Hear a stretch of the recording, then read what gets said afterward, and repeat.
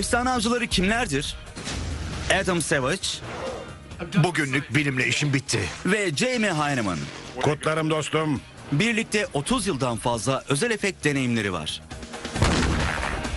Onlarla birlikte Grant Imahara, İşte bu nedenle hiçbir zaman hoş bir şeye sahip olamadım. Tori Belleci Sizi bırakmamaya çalışacağım ve çocuklar. Kerry Byron da var. Bilirsin, bunun için okula gittim. Onlar efsaneleri sadece anlatmıyor, aynı zamanda test ediyorlar.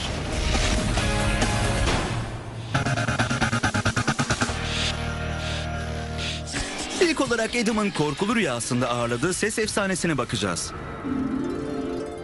Aa, şuna bakın. Biri bana hediye bırakmış. Çok güzel, harika.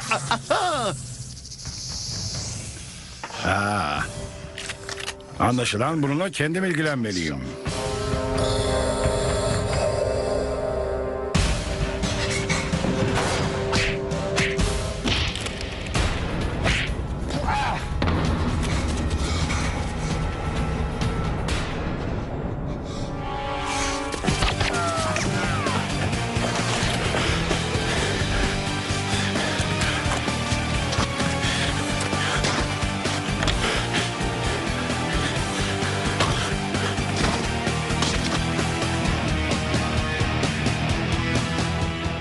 Güle güle.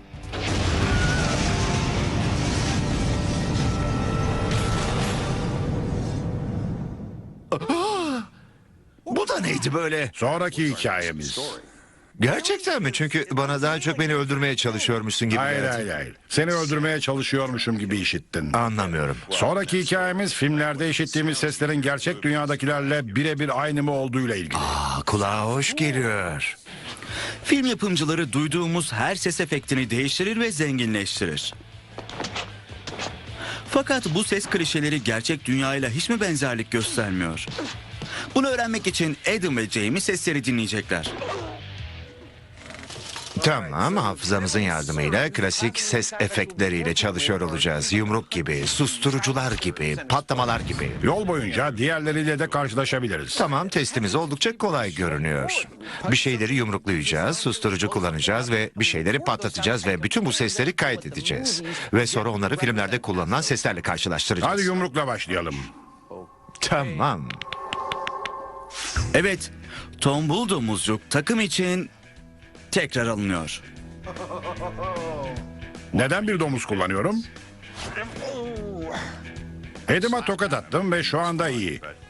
Ama eğer geriye çekilip gerçek bir yumruk atsaydım canı acımış olacaktı ve bunu yapamayacaktık.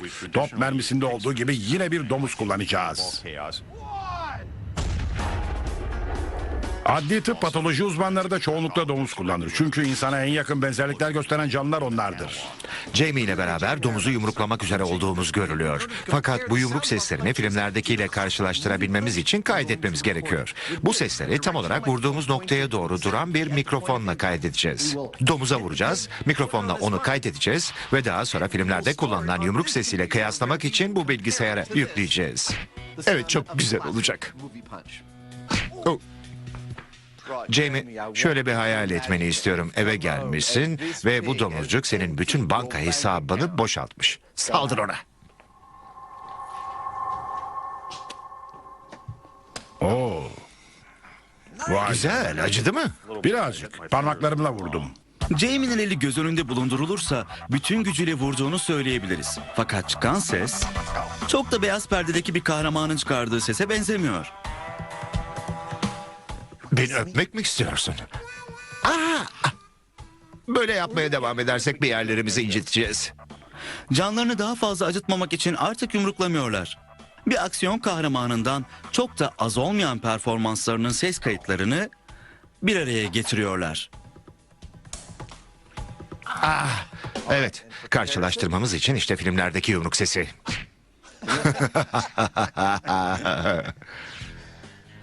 Yakın bile değil. Denemeye devam ediyorlar. Henüz nakavt olmadılar. Başka bir bant deniyorum. Hollywood tarzı bir sesi yakalamak için biraz daha aksiyon film enerjisi kullanacaklar. Evet. Jamie geçici boks eldiveniyle güçlü bir sağ kroşe vurabilecek. Domuza vuruşu gözü görülür bir şekilde sertleşse de yine de sesler uyuşmuyor. Hala çok uzak. Evet. Henüz bitmedi. Adam'ın icat ettiği sağ kroşe sistemi aksiyon filmlerindeki gibi yumruğu garantiliyor.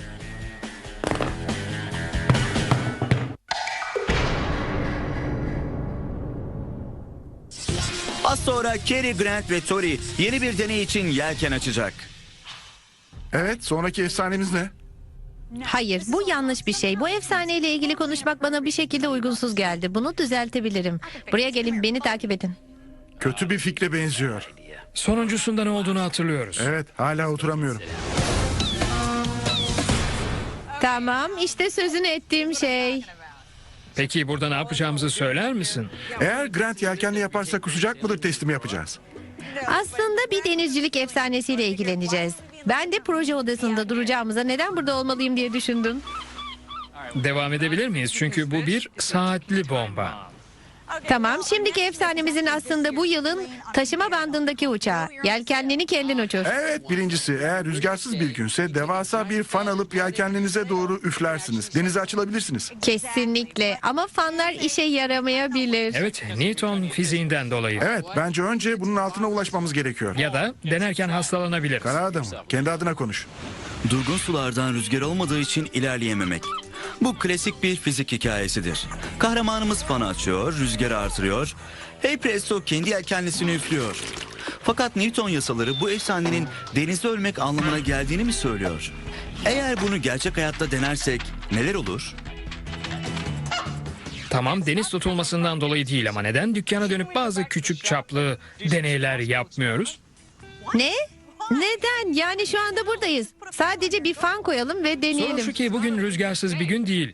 Fan yüzünden mi yoksa rüzgar değişiminden dolayı mı hareket ettiğimizi bilemeyeceğiz. Doğru bir şey söylüyor. Neden dükkanına dönüp minyatür bir yelkenli alıp minyatür fanlarla küçük çaplı testler yapmıyoruz? Böylece büyüğünü denemeye geçmeden önce tam olarak neler olabileceğini öğreniriz. Evet, muhtemelen iyi fikir. Grant biraz kötü görünüyor, değil mi? Böylece Grant'in mide bulantısından kaçmak için test yapacakları kuru araziye geri dönüyorlar. Bu efsane aslında Newton yasaları ile ilgili, özellikle de bu ilk madde ile ilgili. Bir cisim dış kuvvet tarafından etkilenmedikçe hareket durumunu korur. Bizim dosyamızda objemiz bir tekne, şu anda hareketsiz. Dış güç rüzgar. Rüzgar tekneye doğru ilerliyor ve hareket etmesini sağlıyor. Şimdi bizim dosyamızdaki denizci teknede otururken rüzgar üretebilecek bir yeteneğe sahip olsaydı itici dış güce ihtiyaç duymazdı. Aynı mantıkla içerideki güç esmeli fakat teoride tekne hareket edemez. Hareketle ilgili teoriye karşı olan Newton'un sadece ilk yasası değil. Bir Newton yasası daha var. Üçüncü yasası. Her etkiye karşılık eşit ve zıt bir tepki vardır. Böylece fan yelkenlinin içinde rüzgar üflemeye başladığında bu aynı zamanda fanı da geri itecek. Eğer bu doğruysa iki güç birbirini yok edecekler ve tekne hiçbir yere gidemeyecek. Sadece motoru duracak. O kadar. Böylece bu iki Newton yasası bu efsaneyi batırmak için sıraya girmiş durumda. Takım kanıtlamak için test hazırlıyor. Bilimsel teoriyi pratiğe çevirecekler.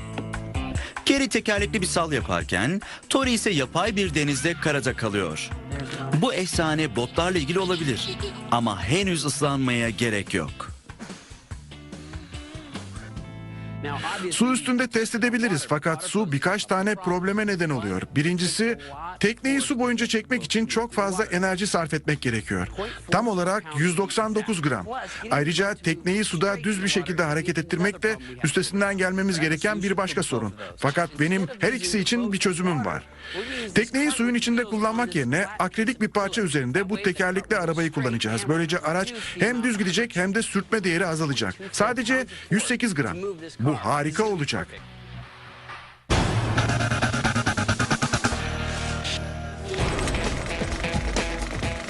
Efsane Avcıları yıllardır birçok Hollywood masalını ele aldı. Program şu ana kadar film yapımcılarının kullandığı görsel efektlerdeki fiziksel meydan okumalar üzerineydi. Fakat bu defa Adam ve Jamie ses izi üzerindeler ve beyaz perdedeki yumruk sesinin gerçekte nasıl olduğunu bulmaya çalışıyorlar. Adam değerini artırıyor. Zavallı domuzu yumruklayarak elimi incitmek istemediğim için bir tane yumruk makinesi yapacağım. Aslında tam olarak bir makine değil. Oldukça basit bir şey olacak bunun ve şunun kombinasyonu olacak. Hadi bakalım. Balistik jel yumruk ten temasında doğru sesin güçlenmesini sağlayacak ve sopanın eğimi de Adam'ın sağlam bir yumruk atmasını garantileyecek. Sanırım hazır. İşte bu.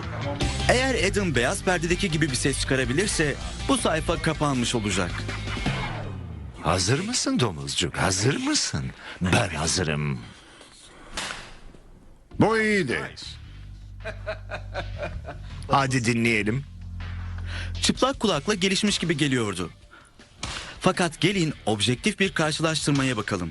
Bu oldukça iyiydi. Tamam. Filmdeki sesi de dinleyelim. Benzerlik yok. Bir uzmanla konuşmalıyız. Sanırım öyle. Peki onu nereden bulacağız? CV'sinde birçok Tim Burton filmi bulunan Steve, Hollywood yumruğunun tam olarak nasıl hazırlanacağını biliyor. Neden en iyi yumruklarımız bile böyle bir ses çıkarmıyor? Sizin yumruk sesiniz yüze atılan bir yumruk gibi. Fakat Hollywood bu değil. O drama demek. Hikayeyi satmak demek. Biraz vızıldama eklemeniz gerek. Bu boru gibi. İşte böyle, tamam mı? Bir miktar bundan koymanız o yumruğun hızlı hareket ettiği hissini yaratacak. İyi bir tokat sesi yakalamışsanız belki sonuna doğru alçalan iyi bir göğüs kafes sesi de eklemelisiniz. Bu yüzün altındaki kemiğe gelmiş hissi yaratabilir. Evet. Başka? Belki kafatası çatlama sesi duymak isteyebilirsiniz. Vay canına. Cevizler. Sevdim. Bunlar Hollywood yumruğu sesi çıkartabilmek için kullanılan farklı elementler. Bunlarla derinliği ve özelliği olan sonuçlar elde edersiniz. Hadi domuzumuza attığımız en iyi yumruğu dinleyelim. Tamam, Steve daha yalın ve alçak bir şeye ihtiyacınız var dedi. Steve'in göğüs vuruşunu dinleyelim, birazcık vızıltıya ihtiyacı var dedi. Boruyla yaptığı salınımları dinleyelim ve nihayet cevizle yaptığı kemik çatırdama sesini ekleyelim. Hepsini birlikte çalalım. Oldukça iyi ha? Evet, fakat bu sonucu değiştirmiyor. Hollywood yumruk sesi kurmaca ve görev başarısız oldu. Sonraki adım fan olacak. O yüzden çok farklı çeşitli masa fanları buldum. Her birini çevirip buraya koyduğum zaman biraz itmesi gerekiyor. Şimdi deneyeceğiz bakalım. Kerry'nin tekniği hareket ettirecek, Tamam, sen çalışmayacaksın. ağırlığıyla oranlı Hayır. bir fan bulması gerekiyor. Sanırım bu çok ağır. Bu masa fanları çok güçsüz. Bu yüzden Kerry kırık bir uçak pervanesi modeliyle devam edecek. Tamam.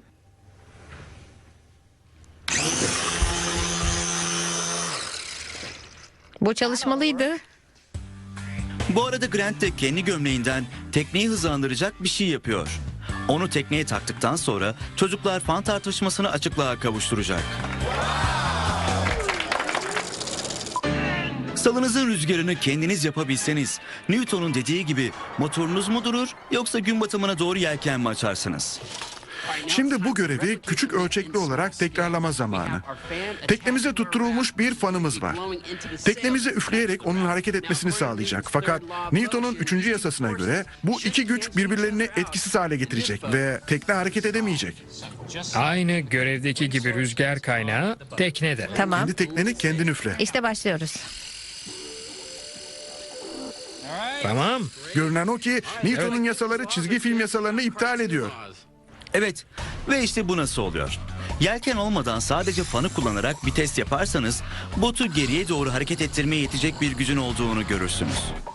Fakat bir yelken koyduğunuzda botu ileriye iten eşit ve zıt güçler geriye iten güç tarafından iptal ediliyor. Böylece bot hareket etmiyor ve görev başarısızlıkla sonuçlanıyor. Ya da öyle değil mi? Çünkü bizim gözü kara üçlümüz öyle kolay kolay vazgeçmez. Sir Isaac Newton, artık yaşamıyorsunuz fakat sizin yasalarınızı kıramamamız burada duracağımız anlamına gelmiyor. Büyük bir etkiyle bu karton yasalarını elde edebilecek miyiz göreceğiz.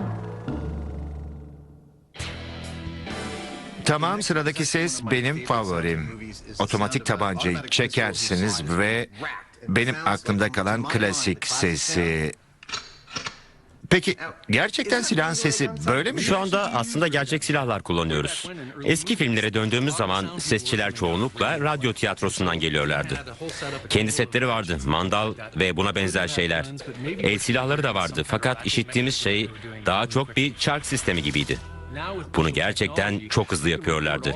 Şimdi dijital teknolojiyle bütün bu silahları kaydedebiliyoruz. Bunları kütüphanede bir hard diske saklayabiliyoruz. Bütün önemli kayıtları yapalım. Bunu kaydedelim. Evet. Gayet iyi.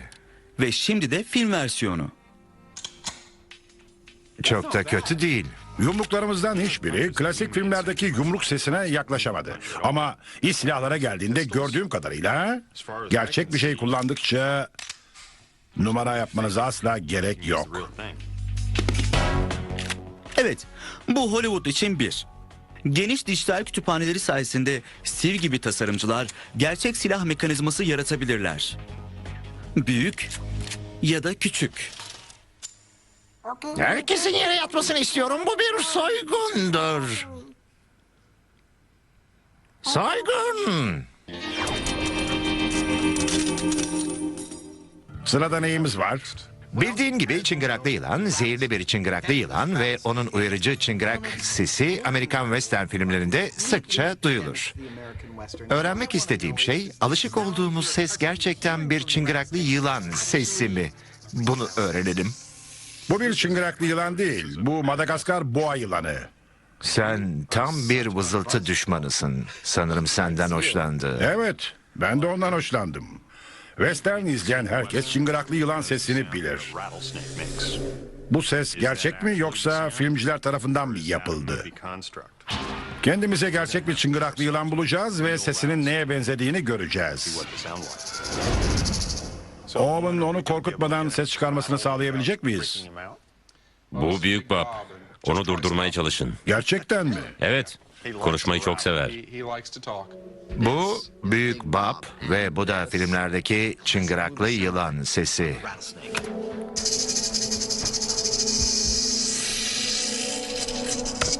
Büyük Bob'un sesi ne kadar benziyor öğrenmek istiyoruz.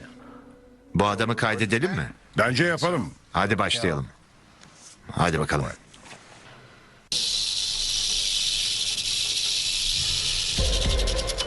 İşte. Harika.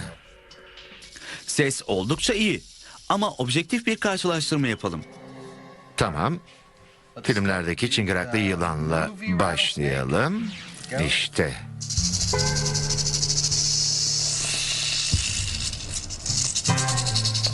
Ve işte Büyük Bob.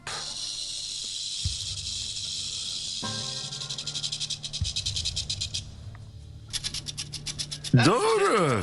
Aynı ses. Filmlerde çıngıraklı yılan sesi için gerçek yılanlar kullanıyorlar. Bence de. Onaylandı.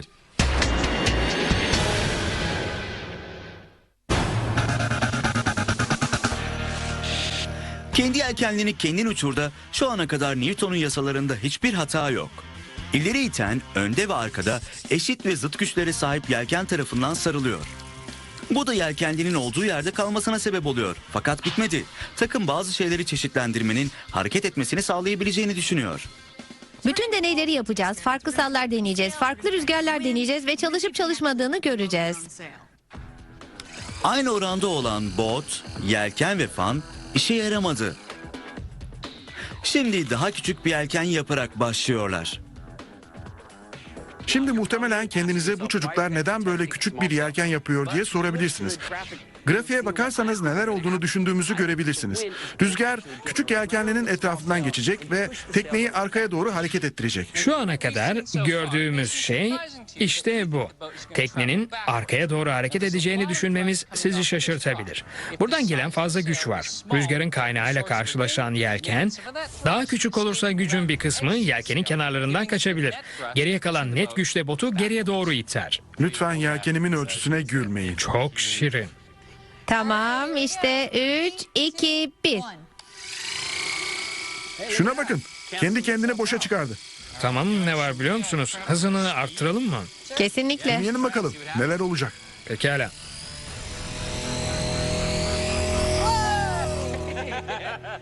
Çok Kesinlikle garipti. geriye gitti. Görünen o ki yelken fanların bütün gücünü alınca hareket edemiyor. Fakat yelkenin ölçüsünü küçültüp hızı artırınca hareket etmeye başladı. Her ne kadar yanlış yönde gidiyor olsa da. Bunu tersine çevirmek için belki de daha büyük düşünmeleri gerekiyor. Sonraki test için yelkenlerin büyüklüğünü arttırdık. Ayrıca fanı da yükselttik. Çünkü gelen hava akımının tamamen yelkenin ortasına gelmesini istiyoruz. Umarım bunu hareket ettirir. Hazır olduğunda. Tamam işte. İleri Evet. Vay canına. Yine güçler birbirlerini yok ediyorlar. Hızı arttırabilir misin? %100'e çıkıyor. Korkutucu görünüyor. Hareket etmeye başladı. Hareket ediyor. Daha hızlı. İleri gidiyor. Vay canına. Evet. Harika. Hızlı bir rüzgarla yelkenlinizi kendiniz hareket ettirebilirsiniz. Tamam. Ben bir denizci değilim, uçak mühendisi de değilim. Fakat düşündüğüm şey şu. Fan, yelkene yeterli miktarda güç gönderiyor. Yelken, gelen enerjinin bir kısmını emiyor. Geri kalan enerji de geriye yansıyor. Bize net bir güç vektörü bırakıyor. Bu da teknenin ileriye doğru gitmesini sağlıyor. Yansıma ileriye itmek için gerekli toplam güç demek. Vay canına. Tek ihtiyacın olan şey daha fazla fazla. rüzgarmış. Üretebileceğimiz en büyük rüzgar nedir? Kullanabileceğimiz en büyük fan. Jet motoru. Evet, bu harika olurdu. Şimdi konuşmaya başladın. Ne güzel kanıtladık değil mi? Şimdi model jet uçak motoruna geçiyoruz. Bu bir model uçağın saatte 402 kilometre uçmasını sağlar. 7,9 kiloluk gücü iter. Bu ihtiyaç duyduğumuz rüzgar hızını sağlayacak. Fakat yapmamız gereken ilk iş motoru uzun kayak tahtasına yerleştirmemiz. Kayak tahtamız çok uzun çünkü bu şey çok fazla ısı veriyor.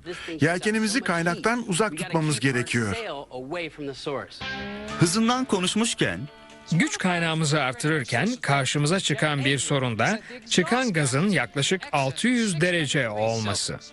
Bu ipek. Küçük çaplı deneyimiz için en uygun materyaldi. İpekle yaşadığımız tek sorun alevler açığa çıktığında bu oluyor. evet, Grant aleve dayanıklı yelken malzemesi ararken Tori de botu yapmakla meşguldü. Önceki gibi sudan karada gidecek olan botta tekerlek kullanıyorlar. Küçük motorda bota konuldu. Tamam. Bu aleve dayanıklı bir materyal. Bu jetin hızına kadar erime sıcaklığı olan 60'a 60 bir alüminyum. Kendi yelkeninizi hareket ettirirken böyle bir motor kullanacaksanız o zaman bu çeşit bir yelken kullanın. Jet motoruyla çalışan yelkenlimiz hazır. Şimdi onu uçurma zamanı.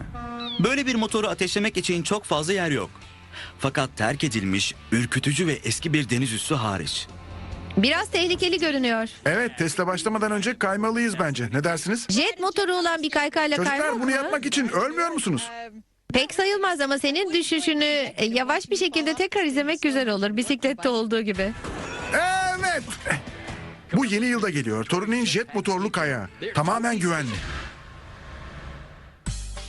Deneye başlamadan önce motoru test etmek istiyorum. Motoru açtım. Bu yönde kaydıracağım ve böylece kalçam yanmayacak. Neyse ki sağlık sigortamız tüm vücudu kapsıyor. Biraz gerginim. Nedense. Eğer şanssız bir şeyler olursa o korunacak. Ne yanlış gidebilir ki? Kaykaya bağlı bir jet motorum var. Tamam, ateşliyorum. Sağlık hizmetlileri, birileri 911'i arasın. Evet. Evet. Jet motorlu kaykayının üstünde Tori geçmişe mi yoksa geleceğe mi yolculuk yapacak?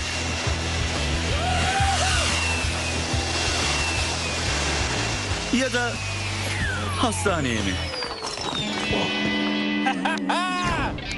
Aman tanrım, işe yaradı. Bütün çocuklar yeni yıl için bunlardan isteyecek.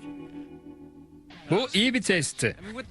Bu bana sadece bu büyüklükte olan motorun 79 kilo ağırlığındaki Tori'yi taşıyacak güce sahip olduğunu gösterdi.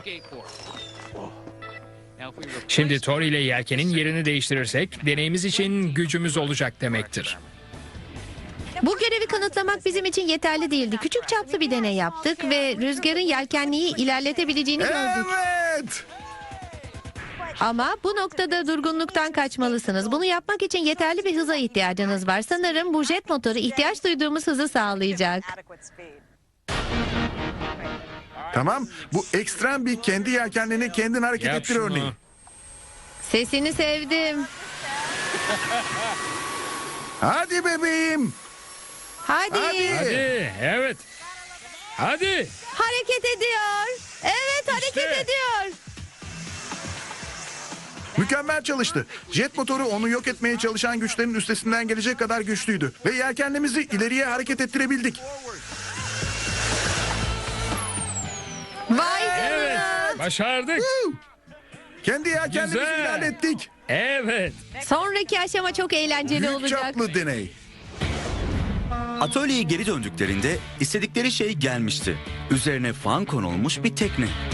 Şimdi büyük çaplı çalışmaya başlayacağız. Bunun için de bu tekneyi kullanacağız. Bu bir bataklık teknesi. 40 beygir gücündeki motoru bağlanmış bir fanla beraber geldi. Yaklaşık 90 kiloluk kapasitesi var. Vay canına. Bu fanı alacağız. Direği koyacağız. Yelkeni koyacağız ve yürütebilecek miyiz göreceğiz. Beni sürükledi. Gerçekten ayaklarımdan etti. Sanırım işe yarayacak. Grant rüzgar hızını saatte 100 kilometre olarak ölçtü. Bu delikanlı güç olarak bizim için yeterli. Bu da yelkeni takma zamanı demek. Yelkenlimiz var. Şimdi direkleri inşa etme zamanı. Onları alüminyumdan yapıyoruz çünkü hafifler ve yüksek bir gerilime dayanıklıkları var. Tamamen çelikten çıkarılabilir bir taban yapacağız. Onları delmek yerine yelkenliğe kıskaçlayacağız. Çünkü bunu ödünç aldık ve bu yelkenli oldukça güzel. Bütün acayipliklere rağmen takım kendi yelkenlisini inşa etti. Hızlı. Daha hızlı. Vay canına. Hazır mısınız? Evet, yeterince rüzgar yok. Fanla gidip gidemeyeceğini öğrenmek için suya indirip test etme zamanı. Kendimize izole edilmiş bir göl bulduk. Böylece dalgamız ve rüzgarımız olmayacak. Deney için harika bir yer. Ve daha önce yapılacak bir test eğlence gezisi için de uygun bir yer. Takım tam gazla gölde dolaşıp fanın gücünü ölçüyor.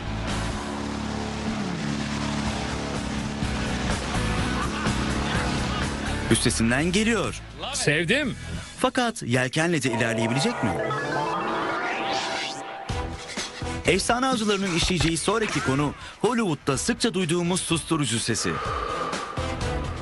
Güney San Francisco Polis Departmanı atış alanındayız.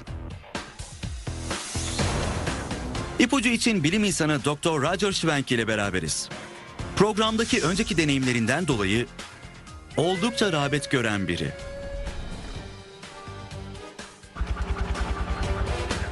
Salla bebeğim. Bugün kendi laboratuvarından kendi analiz ve ses kayıt malzemelerini getirdi.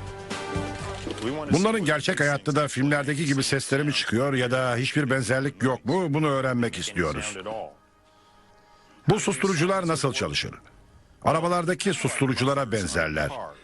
İçinde çok sayıda deflektör vardır.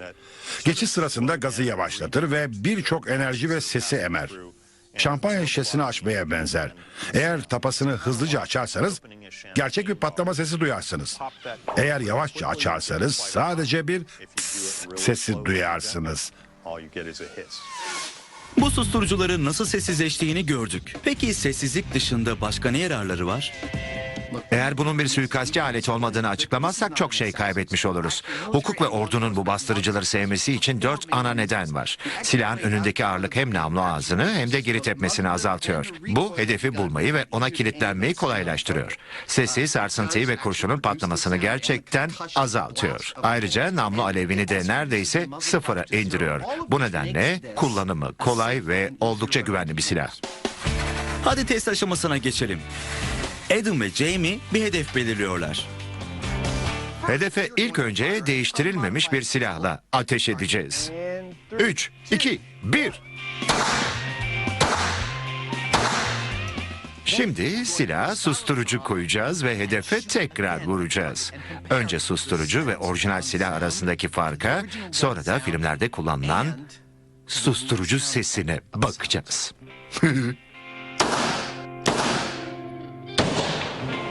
Elimde susturuculu bir tabanca var. Gerçekten düşündüğünüz kadar havalı.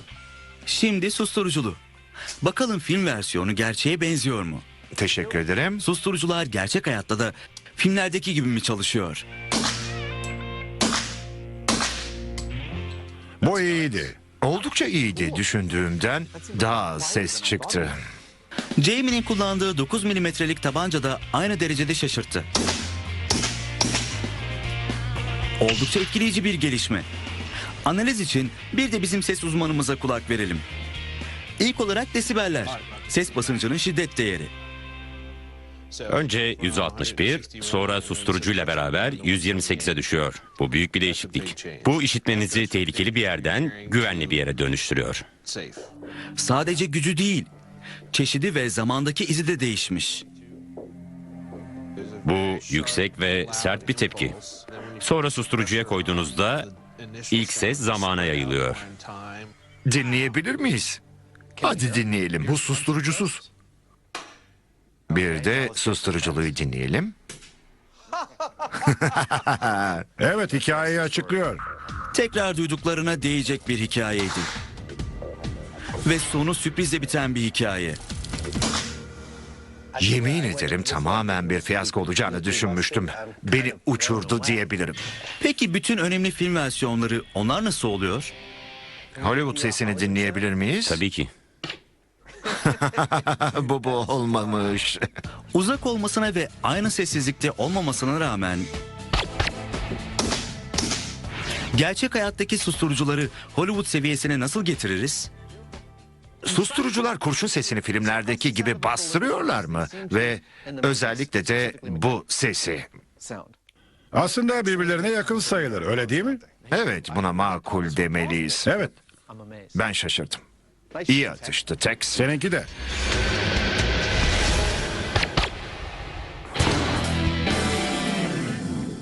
Tamam. Planımız şu. Büyük botumuz ve büyük yelkenimiz var. Onu sudan çıkaracağız. İlk olarak fanı arkada kullanacağız. Ve umuyoruz ki ileriye doğru hareket edecek.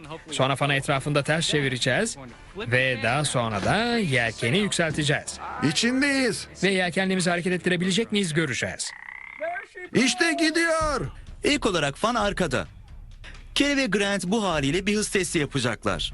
Böylece suya girdiklerinde ve fanı açtıklarında performanslarına dair bir fikirleri olabilecek. Buna hava kraliçesi demeye ne dersin?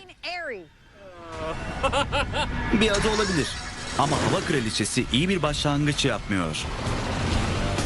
Sanırım biraz zor durumdayım. Botun ağırlığı manevra yapmayı zorlaştırıyor. Çocuklar saatte 0 kilometre gidiyorsunuz. Tori'nin tüm cesaret kırıcı sözlerine rağmen Sanırım bu ada tekneyi çekiyor. Grant ve Kerry doğru pozisyona gelebiliyorlar. İlk testimizde fan doğru kombinasyonda ve yelkenimiz açık değil. Onları takip edeceğim. Üstüme doğru sürecekler ve radar silahıyla hızlarını tespit edeceğim. Teknemi çok kıskandılar.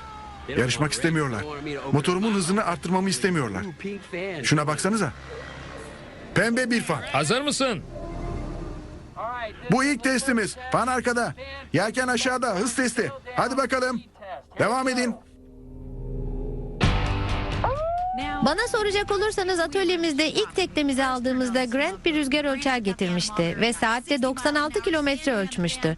Diyebilirim ki yelkenlerinizi kendiniz hareket ettirin patlayacak bum. Şimdi yelken açık olmasa bile direklerle bir test yapıyoruz. Tekne gerçekten yavaşladı. Yol alacağız ama sanırım biraz küçük olacak. Hızımız neydi? Saatte 32 kilometre. Vay canına, İyi bir evet. testti. Hadi fanı ters çevirelim. Yelkeni açalım ve ne kadar hızlı gidebileceğini görelim.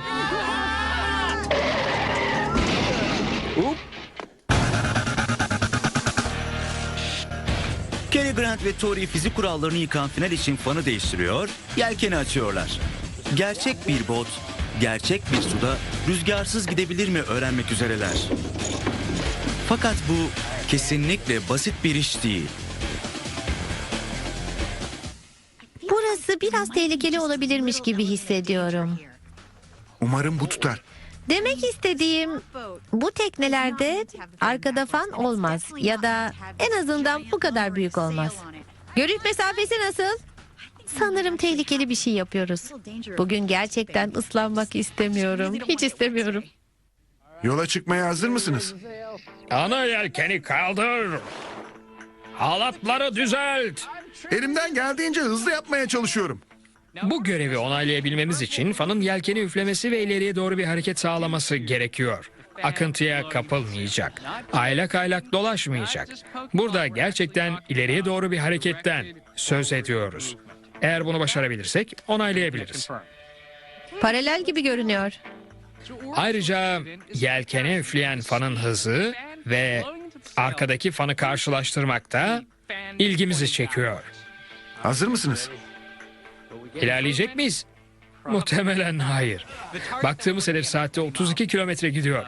Eğer bunun 1/4, yani saatte 8 kilometre bile olsa oldukça etkilenirim. İyi yolculuklar. İçinizden birileri birbirleriyle alakası olmayan iki şeyi birleştirerek tasarladığımız bu denizcilik harikasının pilotu olmanın bana ne hissettirdiğini merak edebilir. Cevabımsa bunun pilotluk ya da kaptanlıkla bir ilgisi yok. Bunu çevireceğiz, ya ileri gidecek ya da hareket etmeyecek. Ya da daha gerçekçi bir ihtimalle bot ağır yelkenliyle beraber batacak. Tamam, içindeyiz. Ve Tori onları arkadan takip edecek. Tamam. Rüzgar yok ve dalga yok. Bu bilimsel deneyi yapmak için kesinlikle harika bir mekan. Başlamaya hazır mısın? Hazırım. Tamam. İşte büyük boy kendi yelkenliğini kendin hareket ettir teknesi. Tam gaz.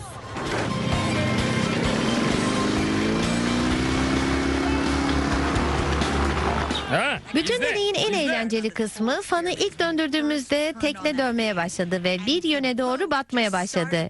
Grant'in ve benim gözlerimiz kocamandı. Çünkü batacağımızı düşünüyorduk. Kesinlikle kontrolden çıkmışlardı. İleri gidemiyorlardı. Sadece etraflarında dönüyor ve çarpıyorlardı. Bu çok ama çok tehlikeli bir deney. İşe başladığımızda onu ateşlediğimde bir çember çizerek dönmeye başladık. Ve ben işte budur, tamamdır, suda hareket ediyoruz diye düşünmeye başladım. Fakat tekrar döndük ve tekrar denedik. Ve aslında Evet, çok hızlı hareket ediyor. vektörü tuttuğumuzu fark ettim. Bu gücü yelkene tutarsak ileri gidebilirdik. İşe yarıyor, işe yarıyor. Evet. Orada durmalısınız. Yapıp sonra unutamazsınız. İleriye gidene kadar üzerinde çalışmaya devam etmelisiniz. Gidiyor, şuna bakın, ileri gidiyor. Kendi yelkenimizi kendimiz hareket ettirdik. Bunu başardık. Woo! Başardık. Takım görünüşe göre Newton yasalarına karşı çıkmıştı. Çalışıyor. Kendi yelkenlerini kendileri hareket ettiriyor. Hızımız nedir? Saatte 4 kilometre. 4 mü? Saatte 4 kilometre hızla gidiyoruz. 4. Kuşkusuz yelken olmadan ve fan arkadayken daha hızlı gidebiliyorlar. Fakat asıl nokta bu değil. Görev bir güç olmadan yelkenlerinizi kendi fanınızla hareket ettirebilir misinizdi? Ve hareket ettirdiler. Tam olarak ne olduğunu bilmiyorum. Ama Newton yasalarına karşı uçuyoruz. Nasıl olduğuna dair düşüncem şu. Fandan gelen kayda değer bir gücümüz vardı. Yelkeni itiyordu. Geriye kalan güç geri gönderiliyordu. Bize net bir güç kalıyordu ve o da ileri gitmemizi sağladı. İki yönde de ileriye doğru gittiler. Bunun nedeni ilerlemenin rüzgar sebebiyle olmadığını göstermekti.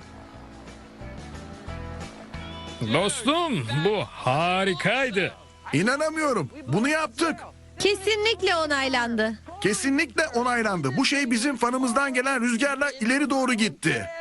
Onaylandı. Açılış sahnesini hatırlıyorsunuzdur. Adam ve Jamie Hollywood tarzı bir patlama sahnesi yapmışlardı. Güle güle. Ama arabayı sadece eğlence için havaya uçurmadılar.